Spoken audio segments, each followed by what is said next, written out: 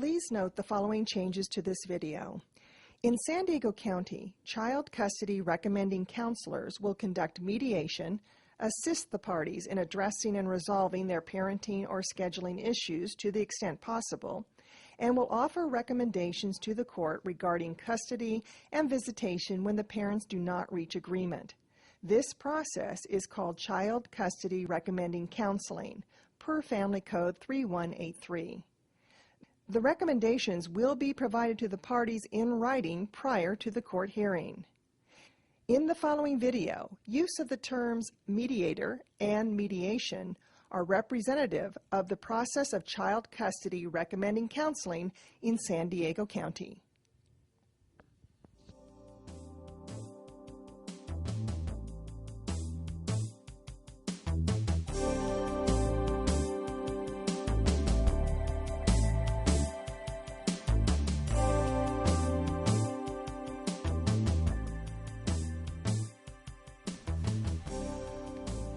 Going through a divorce is one of the most difficult times in your life. It's a whole grieving process. Anger, crying, disbelief. It's like a death, the death of a forever thing. A marriage is something you think will last forever. Then things don't turn out the way you expected. It's like there's all this emotion and chaos over here, and then over there, the kids are just sitting there, waiting for somebody to make the big decision. At the start of the mediation appointment, I felt lost. I knew I was there to try to reach an agreement, but I couldn't imagine how we could ever agree. We came here to make a plan that was best for our daughter.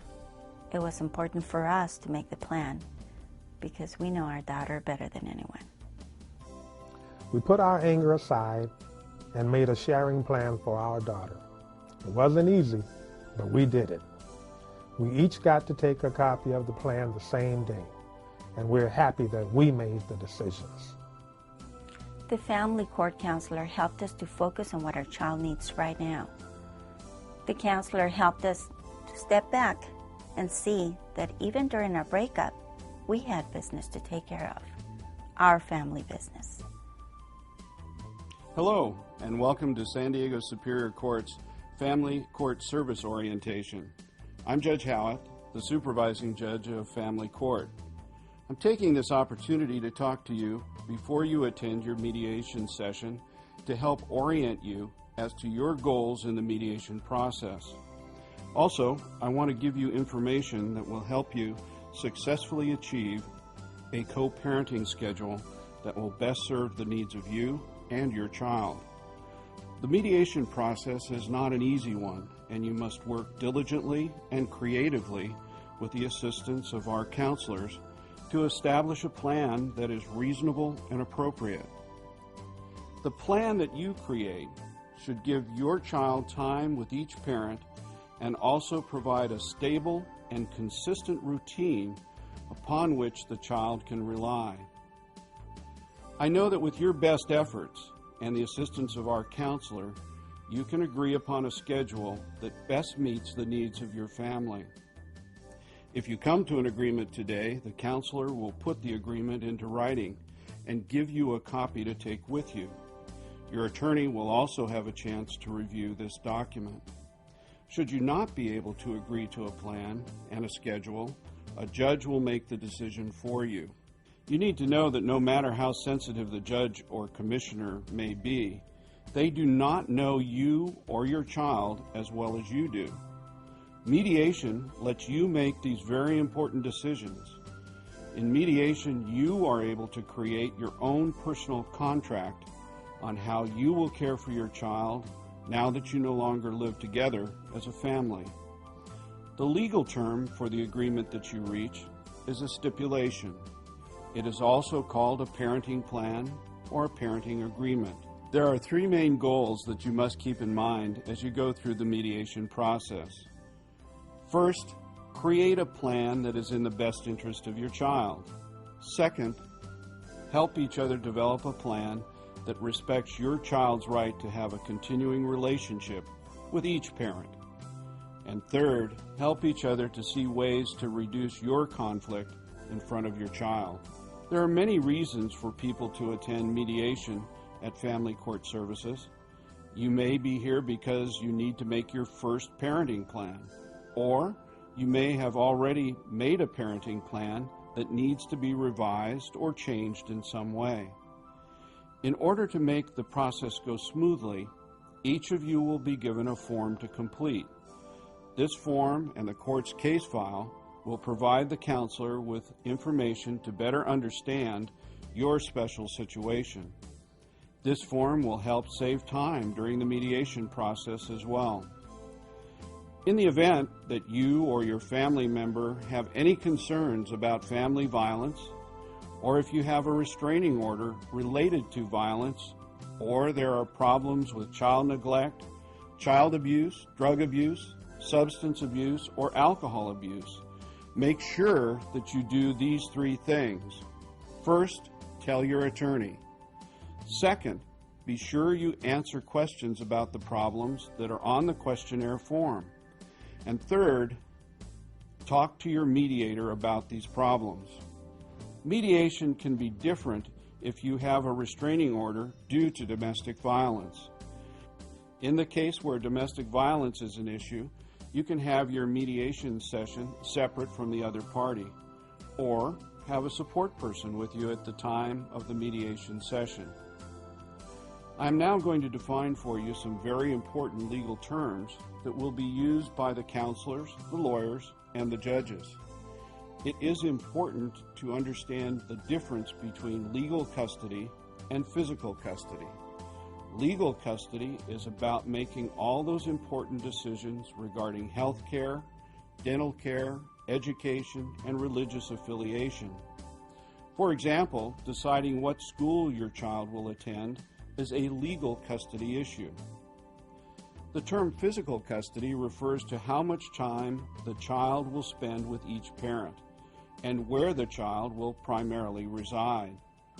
You may hear the term shared or joint custody. These terms are interchangeable and simply mean that the parents share in a relatively equal fashion the physical custody of the child. This does not mean that the time with the child is exactly the same for each parent. In fact, most shared physical custody agreements are not an exactly equal sharing of time with your children. The bottom line is that the amount of time your child spends with each parent will depend upon the needs and best interests of your child. A stable, consistent, and livable schedule for your child is the key. The term sole custody means that one parent has the exclusive rights and responsibilities regarding the child. When a parenting plan includes sole physical custody with a provision for visitation to the other parent, it means that one parent has the child almost all the time, with limited visitation to the other parent. It is the court's expectation of you that you will create a parenting plan that meets the individual needs of each of your children. This plan should be specific as to who makes what decisions, which decisions you will make together, and how you will share information about your child's education, sports activities, or after-school activities, or other interests. Families are an important part of our society and play a significant role in how children turn out as adults. There is no doubt that the continual conflict between parents has severe negative effects on the children and is to be avoided. Children sense your conflict, and this conflict puts unnecessary stress in their lives. This stress leads to other serious behavioral problems, both at school and at home. Caring, dedicated, and cooperative parents create a bond with their child that can never be broken. Parents who strive to achieve a stable, consistent, and nurturing environment for their child will be successful parents. Successful parents usually have certain traits that set them apart from those parents who are not as successful. These traits include appreciation for one another, encouragement, commitment, communication, flexibility to deal with changes, clearly stated roles and responsibilities. I hope that you can keep these traits in mind as you create your parenting plan for your child. Central to this plan is a new relationship that is based upon respect for the other parent and love for your child. Remember, it is through the mediation process that you can together shape your child's future. Or if you fail to reach an agreement, allow a complete stranger to decide the fate of you and your child.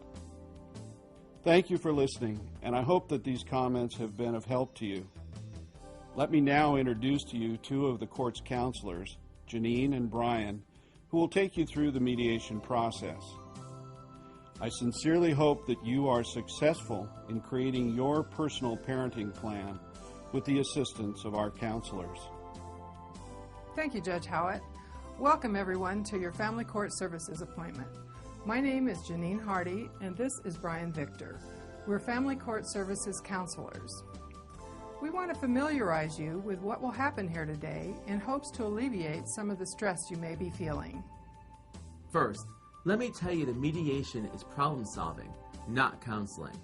The goal is to create realistic solutions that are good for your child and that both of you can accept. Also, keep in mind that mediation doesn't deal with finances of any kind.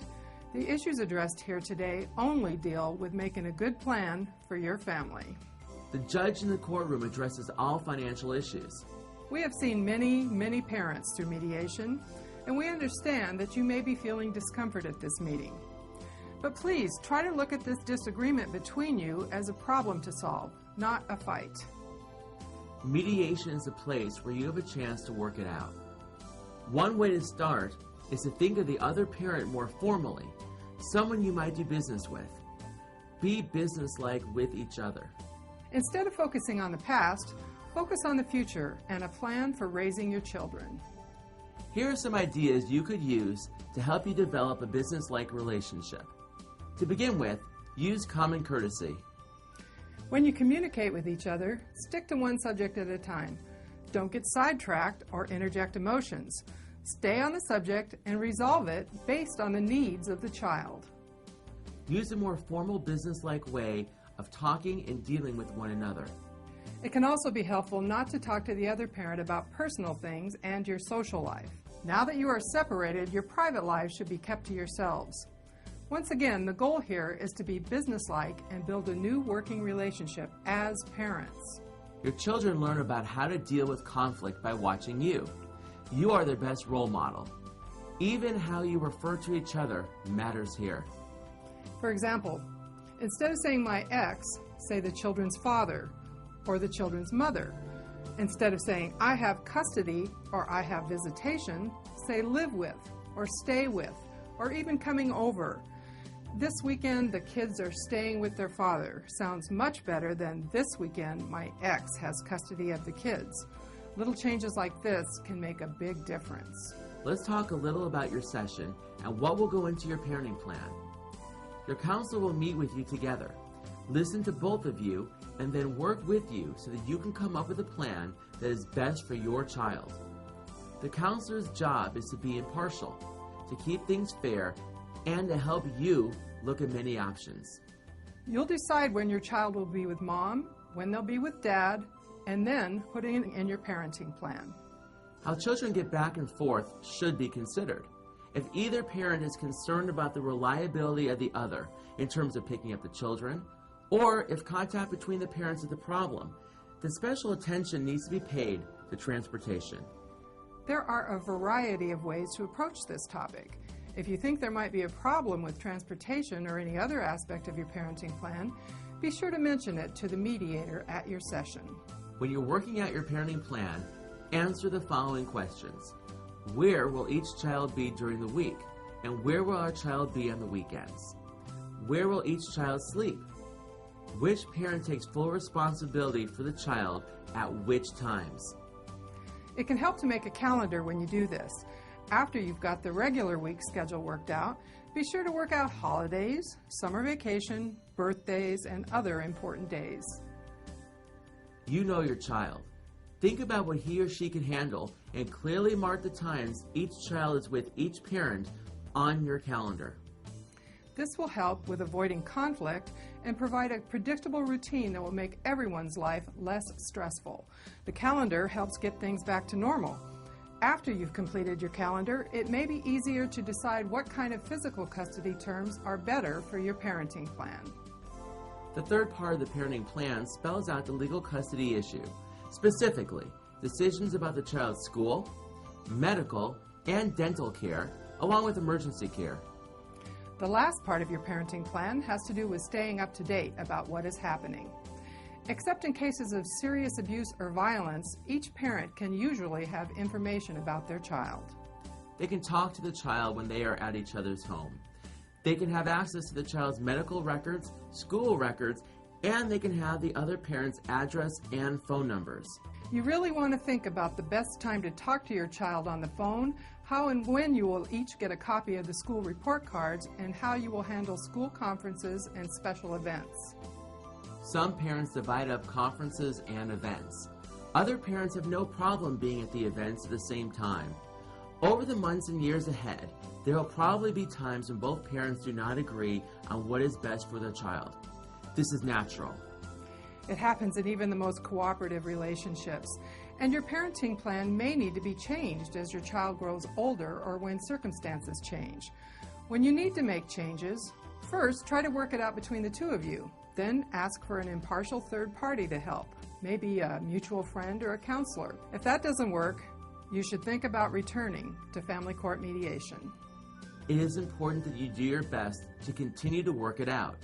Try to understand the other parent's point of view and keep your disagreements with each other away from the children. Finally, remind your children that your separation is not their fault and that you love them and will continue to take care of them. Tell the children what changes will be taking place. Show them the calendar and tell them when they will be with each of you and where they will go to school. Talk to the children about daycare, holidays, and activities. They don't like uncertainty any more than any of us. Knowing what to expect helps them to feel more secure. Finally, try to listen to your child. Let them tell you how they feel and what they need, including your teenagers.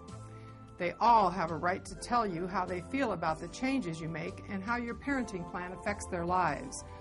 Your mediator can help you with more information to help yourself and your children.